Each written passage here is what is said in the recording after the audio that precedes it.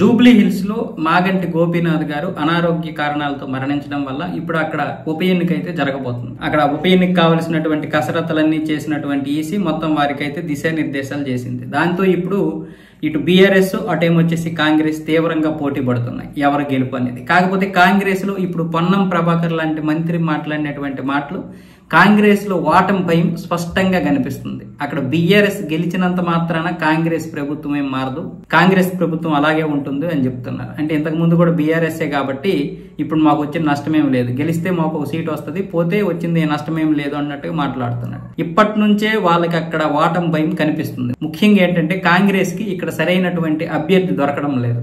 ఇటు నుంచి ఎటు చూసినా మళ్ళీ దానం నాగేంద్రే కనిపిస్తున్నాడు. దానం నాగేంద్ర బీఆర్ఎస్ తరపు నుంచి పోటీ చేసి గెలిచాడు ఖైరతాబాద్ లో. ఇప్పుడు ఆయన అక్కడ రాజీనామా చేసి ఇక్కడ పోటీ చేయాలని ప్లాన్ చేస్తున్నాడు. ఎందుకంటే ఈ జూబ్లీ హిల్స్ లో పట్టు ఉంది ఆయనకి. పట్టు ఉందంటే ఇంతకు ముందు జూబ్లీ హిల్స్ నియోజకవర్గంలో ఉండేది ఖైరతాబాద్, ఇవన్నీ తర్వాత పెద్ద నియోజకవర్గం అని విడదీశారు.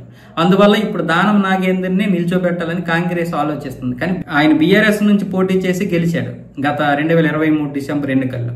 దాంతో ఇప్పుడేమొచ్చేసి అది ఒక సెంటిమెంట్, అలాగే అది కూడా మైనస్ గా మారే అవకాశాలు ఉన్నాయి. అందులో పైగా కాంగ్రెస్ లో ఉన్నటువంటి నాయకులకే నచ్చడం లేదు అక్కడ దానం నాగేంద్రని నిల్చోబెట్టడం. ఈ విధంగా భిన్నాభిప్రాయాలతో కాంగ్రెస్ తర్జమా పడుతుంది.